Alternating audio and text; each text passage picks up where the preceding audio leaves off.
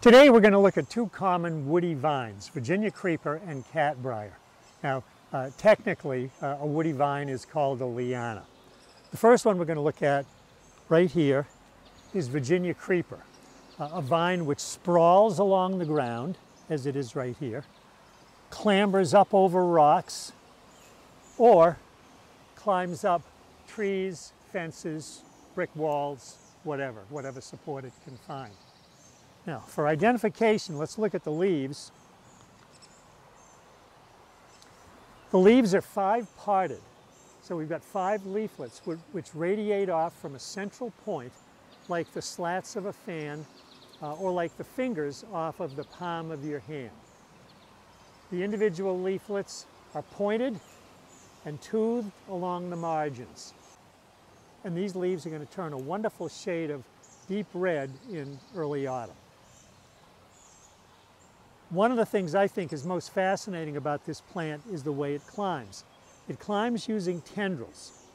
It produces these very slender tipped tendrils, and the tendrils go out looking for a support.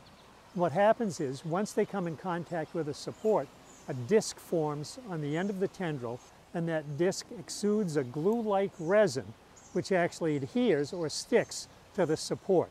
So it really, this Virginia creeper can actually produce its own glue, and that's the way it's going to climb. The berries of this plant are sort of a deep blue to almost a blackish. They are poisonous to humans, but very popular among birds and also squirrels. Virginia creeper, Parthenocissus quanquifolia is the scientific name. It's in the same genus as Boston ivy, which is a common cultivated plant you'll often see growing up the sides of buildings. Here we have our second vine, a vine called catbrier or greenbrier, Smilax rotundifolia. And this is a really easy plant to identify because it's the only plant in New England that has both thorns and tendrils on it. And the thorns and tendrils remind me of a cat.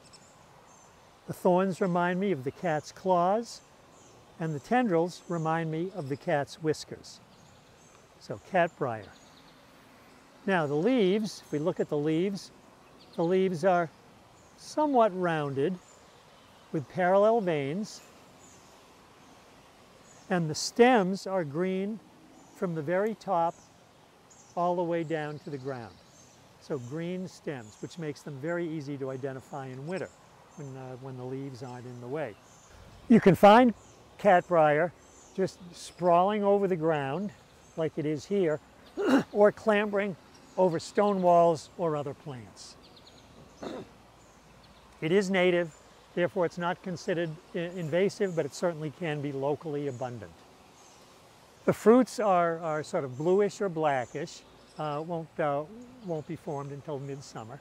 And one thing that you should know, this is not a plant you want to wade through. One of the colloquial names for catbrier is tramp's troubles. If you're going overland, you don't want to wade through a big stand of catbrier. The growing tips actually are very good to eat, and that includes the tendrils, the leaves, and the thorns, as well as the twigs.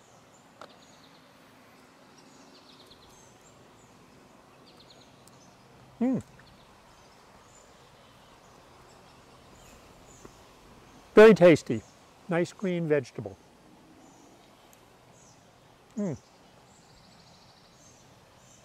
Just make sure you don't chew down on an older stem, because eventually those thorns are going to become very rigid and then put a hole in your tongue.